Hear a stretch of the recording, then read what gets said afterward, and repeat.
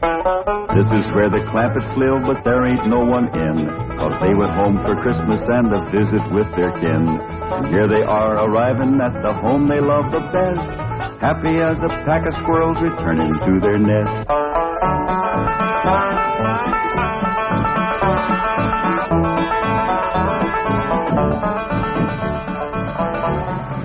Hi, Thunder Granny, the old place ain't changed a bit. Pretty as ever. Prettier with the snow. Excuse me, Pa, but I got some friends to say howdy to. Yes, sir. They just don't make houses like this no more. Sure don't make them in Beverly Hills. I'll go get the bags, Uncle Jed. Reckon they just can't get wood like this. My grandpa chopped down the trees and built this all by hand. You say your grandfather built this cabin? He sure did. Oh, he must have been a remarkable man. He sure was. He finished the cabin in the morning, went to town, found a girl, courted her, married her, and carried her across that doorstep all before sundown. Tell me, Granny, was that 1897 or 1898? 1898. Yeah, that's right. She was 18 and Grandpa was 98. You say he was 98 and his bride was 18? That's right. Marriage didn't work out too good. Well, I don't doubt it. Yeah, Grandpa made the mistake of having his ma come live with him. Awful bossy old woman. Wouldn't let that little bride do nothing. Did everything herself. Your family has remarkable longevity. No. Yeah, they stretched the truth a little, too. Oh? Grandpa was the day over 90 when he married that girl. And his ma didn't bust up the marriage. That poor little bride just wore out, having so many young'uns to take care of. Oh, what happened to Ellie Mae? Well, she just went to say howdy to some of her friends. Oh.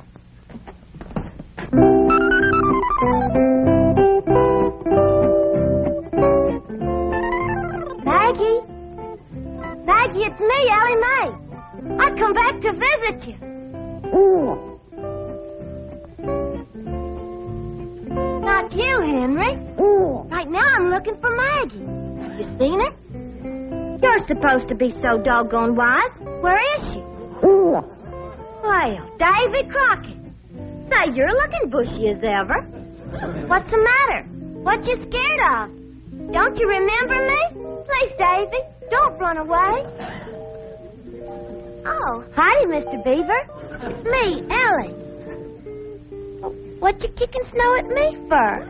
Oh, please, Mr. Beaver, come back. Hi, Mr. Foxy. Me, Elly. Come back. Clampett, I certainly appreciate your letting me use your cabin as a field headquarters. I've got a few things in the bedroom. I'll get them out. No need for you to do that, Mr. Brewster. We're just going to be here a couple of days. Granny and Ellie can use the bedroom, and you and me can kind of curl up here in front of the fire. That's mighty kind of you, Mr. Clampett. But I'll find a place to stay in town. Well, no need for you to drive all that way through the snow. Why, you're here, you're by the oil field, and Granny cooks up a big meal that really sticks to your ribs. What you cooking tomorrow, Granny? My special Christmas holiday victuals. We'll start with red cabbage and green turnip tops, swimming with sorghum. Then what I call my heavenly hash. That's grits and chitlins, possum belly, hog jowls, and cabbage. All minced together and simmered in gopher gravy. Folks talking. Now, there's victuals you won't forget in a hurry. I'll try. What do you say, Mr. Brewster? Roars too hard, we'll get some pine boughs and ashes for you to sleep on. Oh, I think I'll go into town. Thank you very much. Excuse me. What's the matter with you two asking him to stay here? You want me to be a widow all my life? I was going to offer him my spare room. You ain't got no spare room, Pearl. I have if Jethro stays here. If Mr. Brewster stays with you and Jethreen, won't people talk? I hope so. Jed can insist on him marrying me. But I'm going to get him. Now's my chance. Exactly hold with making a man get married unless he wants to. He wants to? Why, that man's so in love with me he can't eat. Yeah, but are you in love with him, Pearl?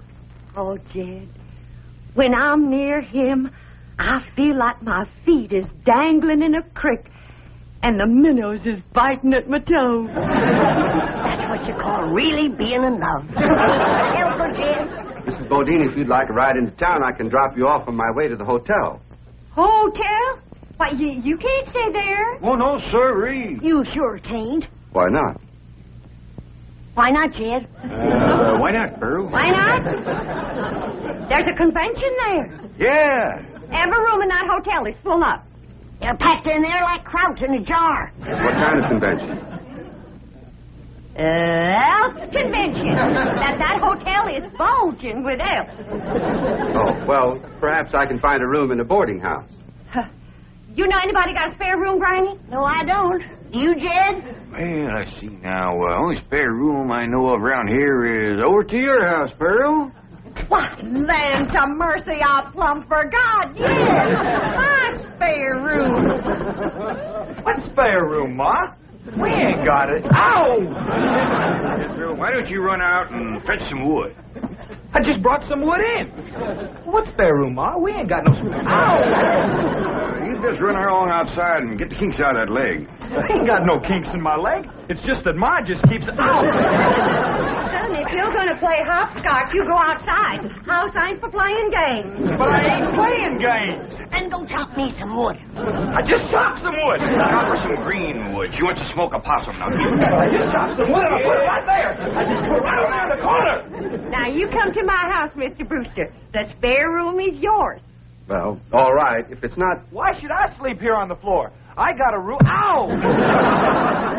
He's given to stitches in the leg, ain't he, Granny? I'll have him rub it with some hot possum grease tonight. Yeah, well, if you're going.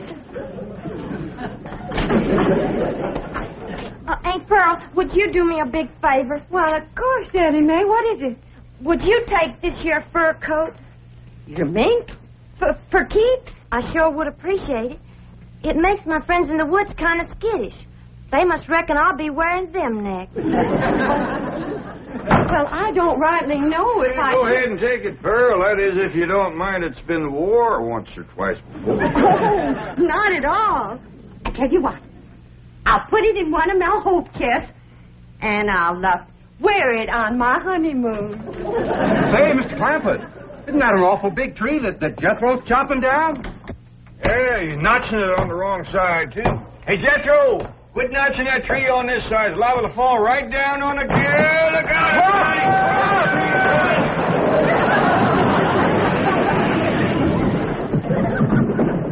It missed us. Praise the Lord.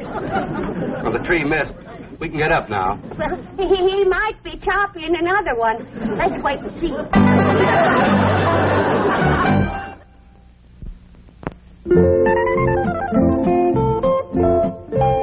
Maggie? Me, Ellie.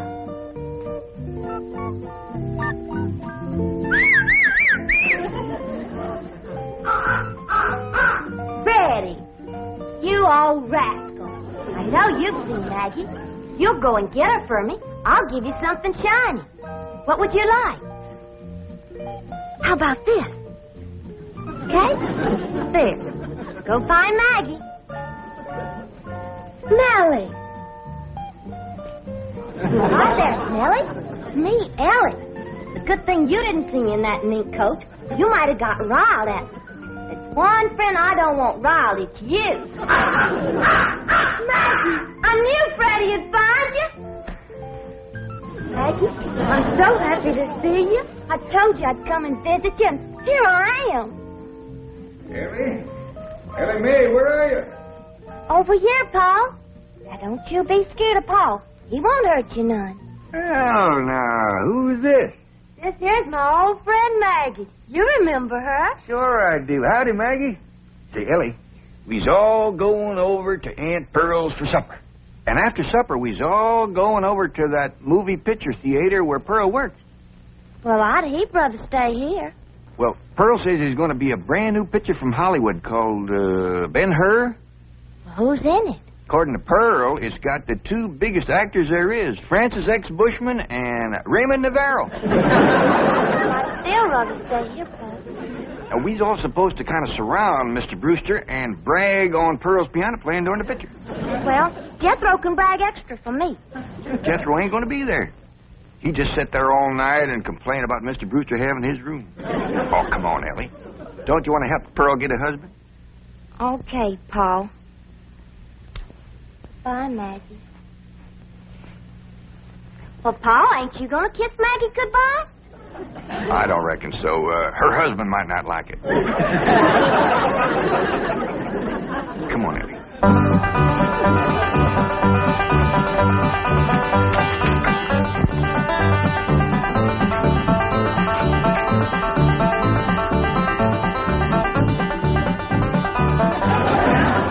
Come on, everybody. Well, doggy. Jethrine, there's a picture of your ma. Yeah, it says, in person, Pearl Bodine, Wizard of the Keyboard. Oh, that means Pianny. Hey, your name is as big as Ben-Hur's.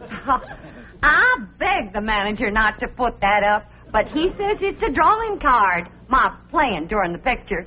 During the picture. But don't you have sound? Loads of it. Between the people crunching popcorn and crying and reading the titles out loud, you got plenty of sound. Now, everybody go on in and sit down. You're all on complimentary passes. Now, I gotta pop some corn and sell tickets before I come in and play the overture. Mr. Brewster, did you ever in all your born days see a woman who could do more things than my cousin Pearl? She can cook, sew, keep house, play piano, and no wonder the men around here are just beating her door down to propose. But Pearl's choicey. She's waiting for the right man.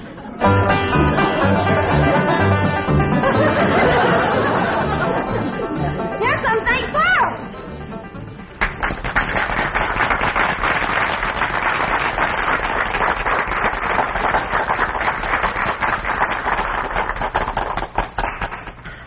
Ladies and gentlemen, before our big premiere gets underway, I know you'll want to meet the celebrities in our audience tonight. Now, sitting right here in the front row from Tulsa, Oklahoma, is the field manager of the OK Oil Company, bought my cousin Jed Swamp, Mr. John Brewster.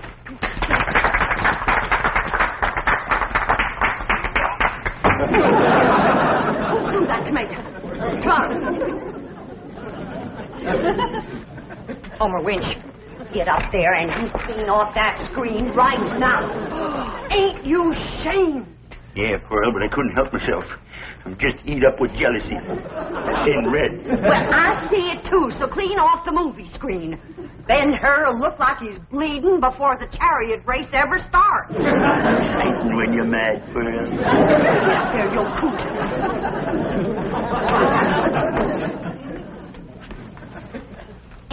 And now, folks, you're going to meet a real live millionaire and his family all the way from Beverly Hills, California. Your friends and my kinfolk, the Clampetts. Jed, Granny, Ellie Mae.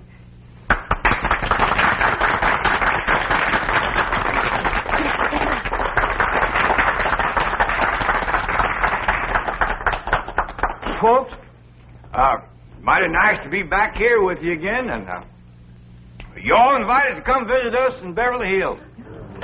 Got plenty of room, and Granny will wamp up a mess of heavenly hash for you.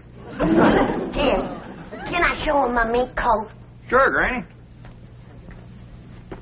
This here is a genuine mink coat. Given to me by the banker.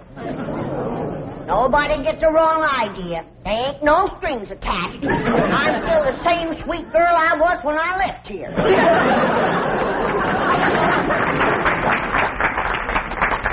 And now, folks, I got a real big surprise for you. As you know, those that can read, the picture for tonight is Ben-Hur, and I have wrote and composed a special song in honor of the chariot race, which is the most exciting part of the picture. And this here special song is going to be sung by my daughter, Jethrine. Say goodbye, Jethrine.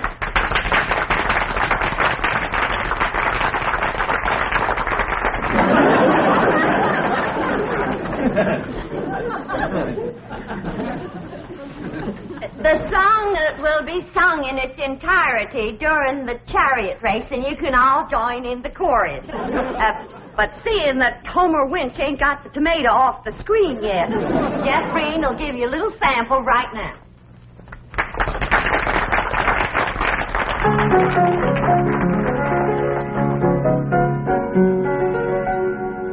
A mighty long time ago, couple of 1,000 years, in a town named Rome, which is far away from here, a feller named Ben-Hur lived and went to school, and that young feller was a chariot-driving fool.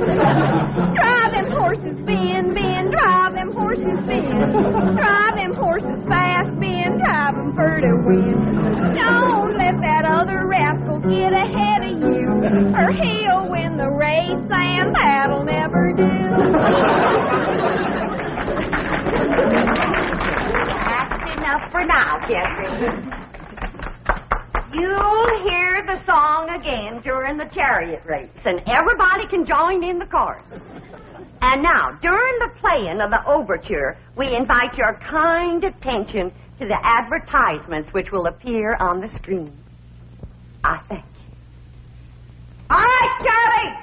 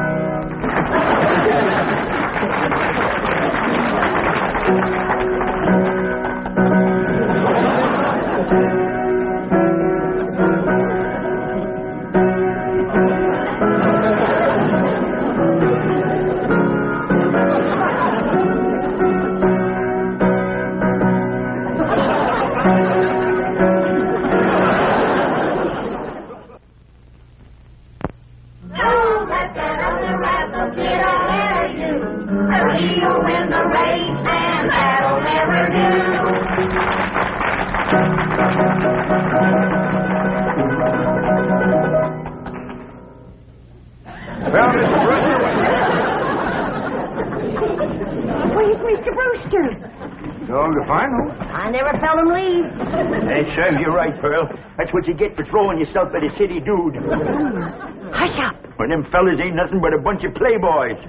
Just like bees flitting from flower to flower, grabbing up the honey. And then when your petals is drooping, they fly away. Everybody can hear you. I ain't ashamed of what I got to say. I love Pearl Bodine. Stop, Homer. Now, quieten down, Homer. You're making Pearl blush. Be my blushing bride, Pearl. Right here before your kinfolk, your neighbors, and Ben-Hur. I'm asking you to marry me. Get up off your knees. You're making a spectacle of yourself. I caught him, Ma. Sneaking out the door, and I caught him. I was not sneaking. I simply went outside for a breath of fresh air. Put him down. You, wasn't running away, was you, Mr. Brewster? No, of course not. Everybody's invited over to my house for apple cider.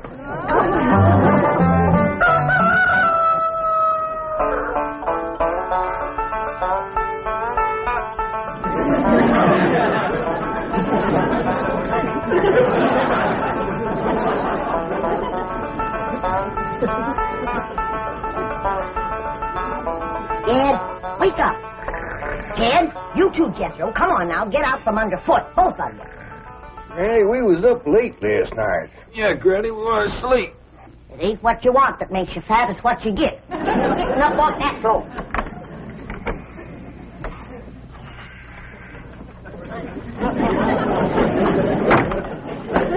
Hey!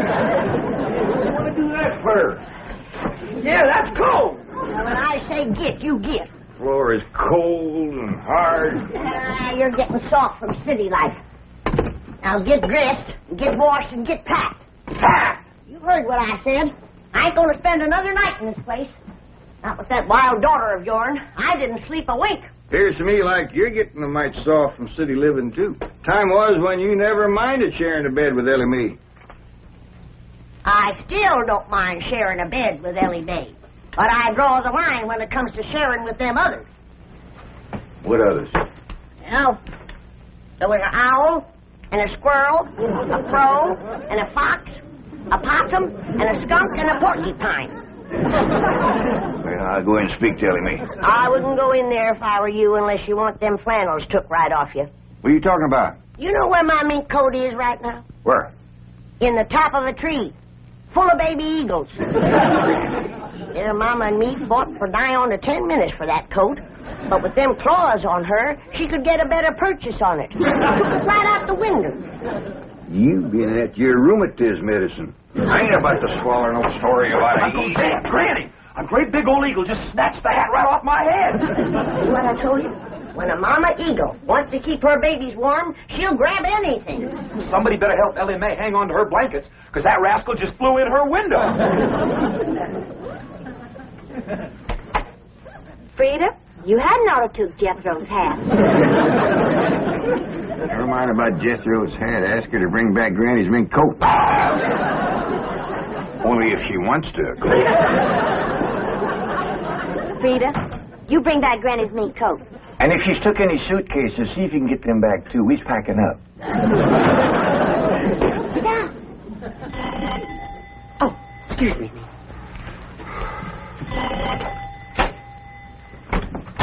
Good morning, Pearl. Homer Winch, I told you and I told you, don't come into my house without I invite you. I happen to be here in my official capacity as a jitney driver. You want no jitney? Well, Mr. Brewster does. Don't say nothing to Mr. Brewster, and I'll bake you 2 pies. Pearl, there's only one way you can seal my lips and stop my jitney. And that's with a smack. All right? No, I can't. I mean, with a kiss. A kiss? That's my price. Take it or leave it.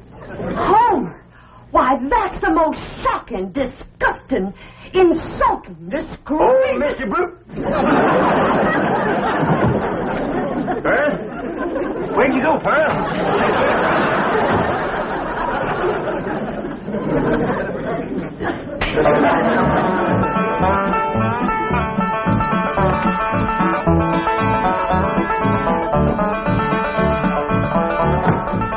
Ma's coming, and boy, is she a driver. She must have heard we was leaving.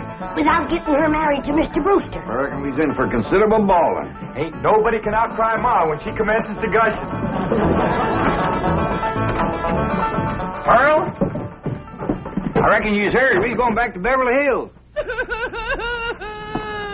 Oh, now, Pearl, you's bawling already. Don't worry, Pearl. You'll get a feller. Yeah, come on back to Beverly Hills with us. I can't. All right, Pearl, all right. I can't fight a woman's tears. We'll stay here until you marry Mr. Brewster. Yeah, Ma, and I'll be your best man. And you can wear that beautiful mink coat on your honeymoon. Pearl, what are you crying about now? The mink coat. What about it? I was driving down the road and a great big eagle took it right out of my lap. Don't you worry. Ellie Mae! Yes, Pop? You shinny up that tree and tell that grabby eagle to give you back that mink coat for Pearl's honeymoon, or she ain't no friend of yours. Only if she wants to, of course.